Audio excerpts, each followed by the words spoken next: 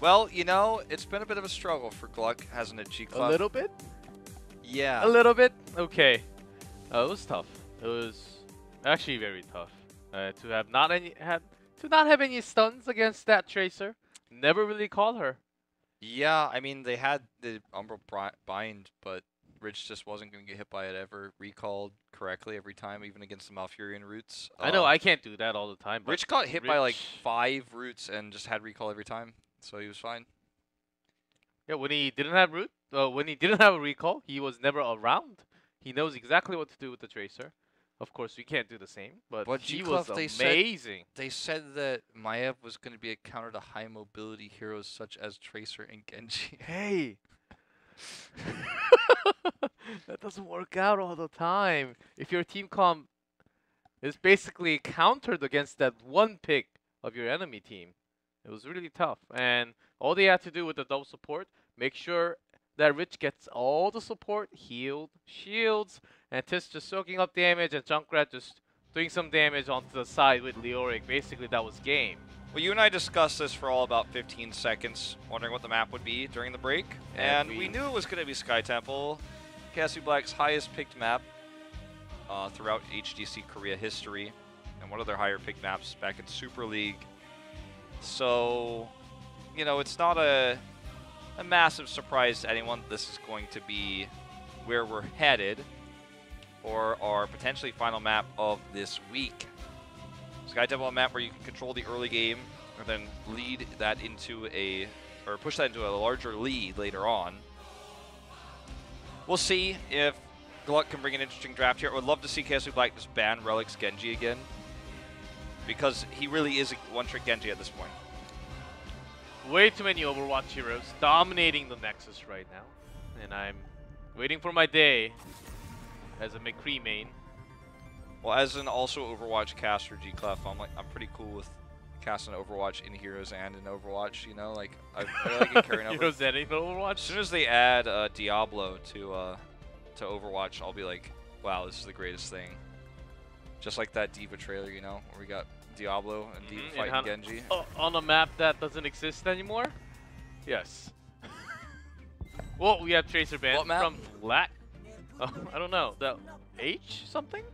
Well, Hanzo Band, which means Genji will be free to go. So basically what Rich is saying is like, look, I crushed you with Tracer when you did Maiev last time. Let me ban the Tracer real quick so I can't do that. Are you still going to pick Maiev? Oh yeah? Well, I'm going Genji this time. See if you can beat me this time. So I can beat you with both high mobility Overwatch heroes versus Maiev. The draft looks a lot better here for GLuck this time though, with the Malfurion Sonya. Strong solo laner. They've got a good support lineup that's obviously, I think, better for this map in my opinion than on the last one. A lot better wave clear, cam timings. Genji doesn't have a recall, so Malfurion's going to be much better in this scenario. Tychus ban coming through. For GLuck, the ban is a tough one. I think Uther is the safest.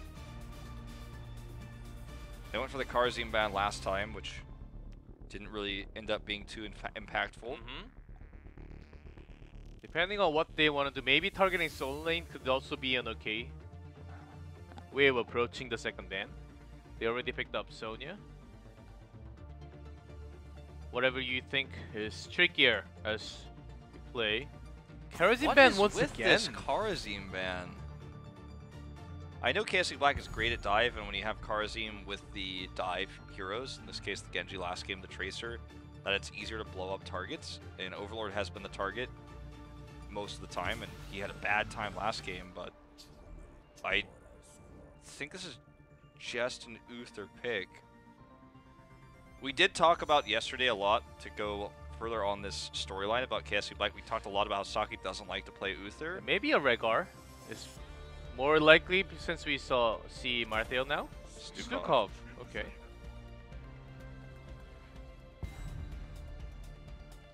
Follow the logic. Karazim, maybe it was something from their scrim result. We did see Karazim one time against Miracle, but that was it. They never have focused on Karazim. just a few times when they're against Tracer or Leeming in part 1 also, but throughout 2018, Kerosene was never a major pick from KSV Black. Yeah. We get Sake's picks this year. If I can find him on the sheet. He has played 6 games of Karzim in 2018. He's 5-1. He has only played 3 games of Uther. He has a perfect win rate, but really low priority on the Uther compared to every other team. It's his 5th most played hero.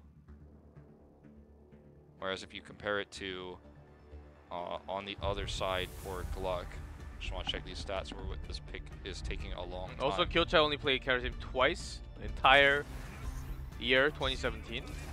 Blue Beetle's most played hero by far is the Uther, just to compare directly between these two supports.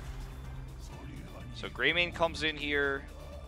Rich shakes his head no. The Greymane and the Anub'arak. Anub'arak can be tough to play against Stukov because he broadcasts his movements. Stukov can silence him right afterwards. The Arthas comes in again for Tist versus the Maiev, which was pretty fantastic of a pick last time. I think this is going to be another game where Genji, played by Rich, he can do a max amount of damage onto the Maiev, stay within the Umbral Bind range instead of getting pulled. He doesn't have recall, but he has his dash he can use to get out if things get a little bit messy, but he can't get out of there if he gets rooted. So let's see how this one plays out. I don't have much faith in the Maiev pick after what we saw last game from Relic. But KSV Black looking to allow it yet again. They've got the Genji on their side. It's going to be tough. Very tough, especially with Martel and Arthas in the front line now. After 10, especially. Who is Maiev going to bind in? Stukov maybe, but if they're silenced, I think that they could actually be in trouble. So it has to be careful who he brings into that circle. It's also a map where the lanes are further apart, so the early game impact of Maiev is much smaller than it would be normally, like on a map like Towers of Doom. Okay, look at Rich. Does get tethered there, gets pulled at the last second, eats a lot of damage, but look at that silence coming through. Deflect is going to help him get 2 kills here. Make it 3. Make it 4. And at the end, only Malfurion survives. I'm not locked in here with you, you're locked in here with me. It's the Rorschach quote from Watchmen, and felt that way with the bind coming out, and KSV Black just getting a near full team wipe, as you say, a full level ahead. We knew that silence was going to be a big tool, but already into level 1 fights, and they can't manage to escape. Of course, a lot of them, except for Anub'arak and Maiev, they do have a way of escaping, but it's really tough when they're silenced. It's true. Can't vault, can't use your E, can't use your activatable there. Can be very frustrating. Relic's going to try to clear this. Obviously, Maiev does not have the fastest clear time. Not the worst, but it's, you know, probably would have had Greymane there if it were me. He gets the top one with Anub'arak, but that means they lose a lot of experience and structure damage, as you say. Not too much. Rich actually diving in. Anub'arak is coming, just harassing, as they were lacking members to actually take that away from GLuck's hand. Well, this is a quick clear here. Invade setup by GLuck, who controls the watchtower right now. Actually like this a lot. Relic just 1 second late, though, on that E to come in. And there's the concussive onto Saron. He's got no way out. He's aggroed by the fort. So, suicide mission, feels like, with another good concussive mine.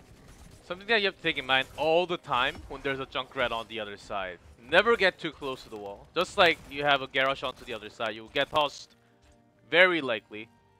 And that's exactly what Junkrat player is looking for all the time. It was a cool idea to invade, like, don't get me wrong, but yeah, they were 1 second too late.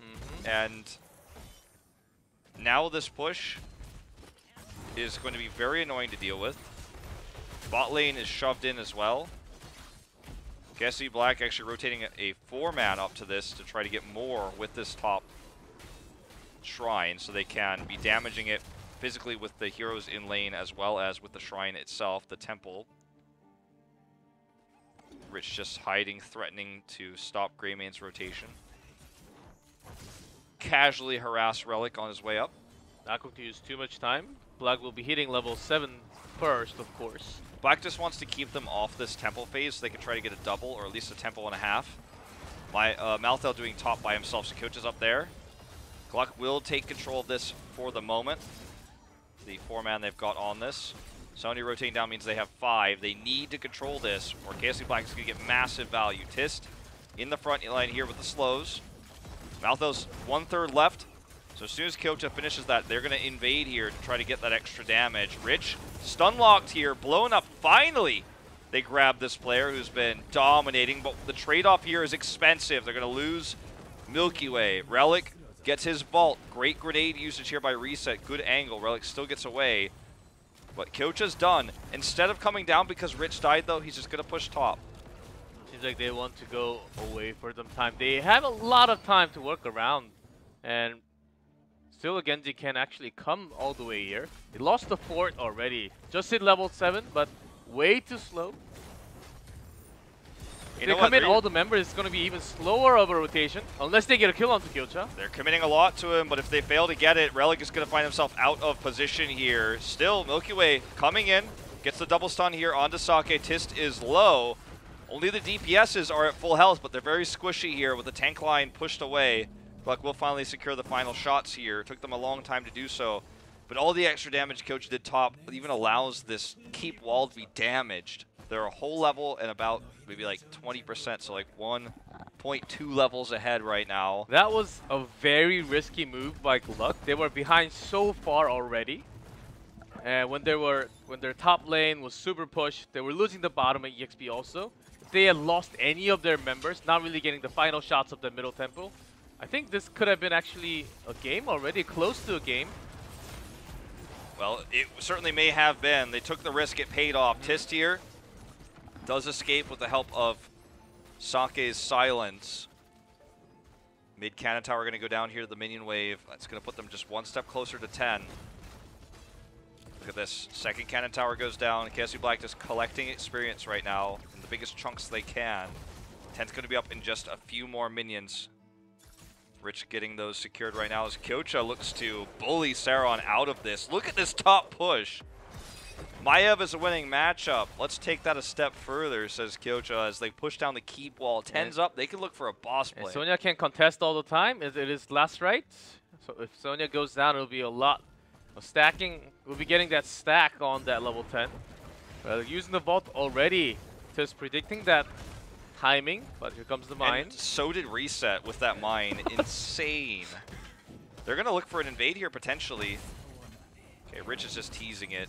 They can't actually invade this, and they can't boss anymore because Rich is out of position. So one small victory for GLuck as they get this camp. And that's going to be pushing during this bottom temple phase. KSV Black can't easily deal with that. If they could get a pick here, they could send Kyocha top to do so. Just continuing to harass this. They have a lot of poke and a lot more room to work around. And best, Maiev, of course, a lot of teams are still saying first pick material. But when you're working against a team that will never come together, when they can poke from a long range all the time. Yeah. Is it really the best pick all the time? I mean, we saw him even not go into the Q build last game because he knew it was going to be so difficult this game. It's been more of the same. Warden's Cage does come out. Huge stack up here, and the Twilight Dream. That's how you do it. There's some Maiev for you. Going to be the quad kill, maybe the 5th if they can hit the stun onto Rich.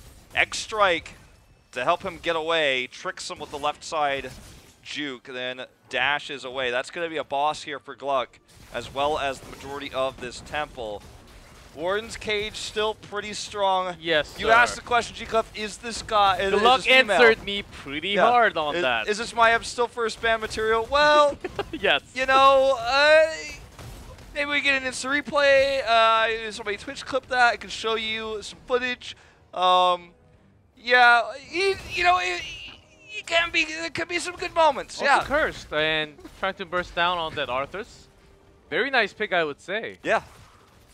They have enough wombo combo. They're going for that wombo combo. Of course, they may not be able to get some kill potential, but they still have Sonya.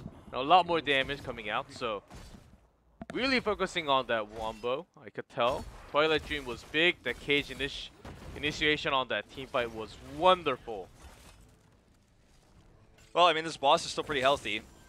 The shots from the temple actually doing a lot of damage to the bot fort and this wall, so it's doing a lot of damage. They should be able to save the keep. Good concussive mine here, and actually a silence as well, meaning Sarah needs to be careful where he's standing. It's also burning down that boss.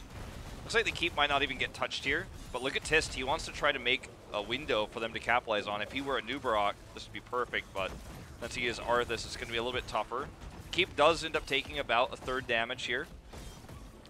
They're going to look for an engage. Tist looking for the Howling Blast on the Sarah, and actually hits Malfurion. Follow-up silence. Milky Way is the one who's trying to body block out, but here comes the Warden's cage. Junkrat does toss in the big Riptire, though, and that's a lot of damage plus the X-Strike. This is exactly what KSV Black wanted. They wanted the trap here. They wanted the punish play. And look at the top lane. All the damage that Kyoto put onto that mini-wave meant that it's been pushing all game long. They get the full wipe. The damage of this top keep, they could rush up there and grab it. Looks like they're going to try to take this camp on their way there. They're going to grab the camp and also try to take the fort down because the next temple phase will be the double one. And that's how you work around it. This time, Reset was able to manage to escape to trigger that Riptire. And when everyone was in that cave, she was actually doing the most damage. The Riptire is like... It's what you want with the Maiev, and they're locking it in first rotation right after the Maiev both times. It displaces and disrupts the setup of GLuck as well. Well, I mean, we saw them take a great team fight, get a boss, get the entire temple, then got greedy, trying to get the keep. KSV Black punishes with Tist. They commit to the fight with the Warden's cage. KSV Black takes back control of the game. Still behind in structures, but not really going to matter all too much when they have full control of experience. They have 16, they have map control at the moment with the waves they've cleared. GLuck knows that Coach is still top, so they're going to commit the 5-man to the Shrine and to bully KSV Black away despite not having level 16, but Maiev is coming. Or sorry, Malthael is coming, Coach is in here. He's also here, they're 16. For a second I thought that was the next strike. For a second, but we'll get away with the I know what you mean. Mm-hmm. That little temple shot coming through at that angle. Well, KSV Black's going to grab this temple. Second temple's available. Just going to rotate down and grab that too. Further put some more damage onto these keeps. They had the top wave pushed, so that's going to force rotation up from Saron to help deal with that. He's got the camp too. That's all they were able to accomplish, losing that temple. So they're going to look to try to control that top to get that 16. And KSV Black, I don't know for sure, but based on the fact that Healing Fountain's still alive, I don't think this gets the bottom keep. I think it puts it down to like 70% health. So GLuck is still certainly in this. And the reason why Black does not want to trade the temple is because even though GLuck has the wombo combo, they have 16 first, and it takes a long time. They actually want to force the fight they had. They still feel like they have the advantage, even though wombo combo is a very good threat. They are through it once. I don't think they will take the exact same thing twice. But they're using this time to work around the macro, to take both of the temples, so they get their maximum value as KSV Black is controlling the game here. Well, now GLuck is going to have their first fight on even talent here since they got that team wipe before boss. The problem is there's no objective to fight over. The boss will be up in about a minute and a half. Tist gets yanked in. Silence here to help heal for him. Saron committing to Zerker here. Cleanse coming through. Saron still healing a little bit on his way back, doing a little bit of damage, healing up. Can they engage in? Gets the tether onto Rich. This could be an opportunity for a big fight here on the side of GLuck. Kyocha goes down. Warden's cage helping to make it happen. Arthas stuck in this cocoon. Tist has the slows here. Flailing Swipe will push everybody away. Riptire just for good measure. This is not for a kill. This was just for some extra peel to push them away. For the slow, the silence came in a second too late from Sake. I think they could have survived if the silence was already there when they wanted to make that escape towards the top. Boss is up. Can they make a play for it? KSV Black wants to make sure the answer is no. Moving around this spot, 10 seconds until Kyocha respawns. Also, Sonya is away on top, clearing that camp. So I don't think neither of this team can actually start the boss unless they touch on it for as a mistake. Now Marteo's back, coming into the temple. Temple phase happening in 20 seconds. Kyocha is going to be here first, and because they do have Malthel in this composition, there's a chance that KSV Black could let the first few seconds of the temple go just to grab this boss. They're starting it. This may actually be the game deciding. Well, you know, fight right here. Reset showed himself top. He went and grabbed the watchtower. He's coming down now. His Riptire's not up for 15. Wrath of the Berserker has been used, still active here. They do. GLuck has the better AoE control. They don't have Riptire. Concussive Mine's going to have to be used. Nice silence from Sake. Really good silence. There's the mine, the X-Strike. Huge silence coming out on the other hand from GLuck. Well, there's too much damage coming through on the side of KSV Black. Finally, the Riptire is unlocked. This is going to be a boss taken for GLuck, but KSV Black could just walk across the map to end. That's exactly what they're doing. They're not even going for the temple, of course. They are going straight to the core. Keep half HP. Test will just tank that. They have all the members walking towards it. GLuck, they started the boss. It was a nice timing. They saw Junkrat going up. It was the moment, but it took a long time for them to actually get that boss in. And great silence coming out from Sake at that moment. Just got to make sure they execute the core correctly, as the enemy boss is going to be hitting their own if they somehow mess this up. But I mean, this is world-class, multiple-time world championship team. They split against it. Even with the mini waves coming down, they've got enough damage here at level 20. 14 minutes and 40 seconds into the game. Flailing swipes to help secure it, and KSV Black will take the 3-0 twice against Maiev, against GLuck here to win this series.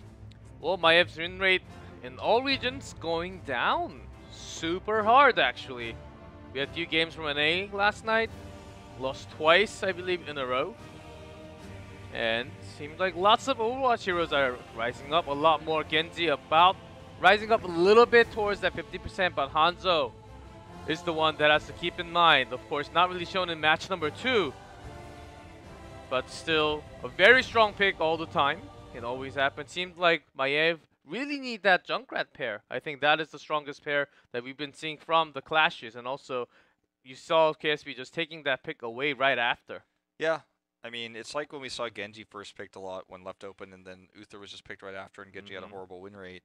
KSV Black just clearly wanted this to happen. They wanted to remove the Genji in the previous map because it's been Relic's comfort pick, and then in the third map, they let the Genji through. They took the Maiev over it. They took the Genji and banned the Tracer even. So it was, you know, a lot of outplays by KSV Black on the macro level, but also in those team fights. They lost that one team fight where Warden's cage got infinite value because the Twilight Dream hit everyone who was caught in the cage. Which is amazing. The team fight was over in 2 seconds. Yeah. But beyond that one, they split well against the cage. They had more consistent damage. The X-Strike and all the combos set up there for the boss zone were just enough damage to win the fight, even though for just a second, when the Twilight Dream came out and everyone was stuck in the cage, they got the boss itself. They just couldn't win the fight. And the boss is strong, but it's not as strong as 5 heroes pushing onto a keep or a core. I know they had all that work done because of the shots before, and their heroes were pushing that bottom keep. I think it was the temple from the bottom that did the most damage to the keep, so it was only half HP when they walked by. They knew that was a core call. If GLuck knew that same information, maybe they shouldn't have really started the boss. Maybe try to go contest at the temple, which I think they had a lot more chance of winning that wombo combo, just like they won that fight with the wombo combo at the bottom temple, right? Well, yeah, and they could have, exactly, in the choke point on the way out. They could have also just tried to get a pick before starting the boss, or sort of like threaten the boss but not actually commit to it. But committing to the boss there was, I mean, you said on the broadcast, this might be what loses them the game, and it certainly was exactly that. Sometimes you can start the objective, but when you do that on the boss, it actually gives so much time to the other team, like the Junkrat, to join the team fight. That's exactly what happened. Oftentimes, what you should do, what other teams do, it is go for that 5v4 advantage, try to get the kills instead. And I don't think they were even considering that too hard. maybe an option, but they were all going into the boss. All the damage were put into the boss, basically lost right after. Yeah, well, that does it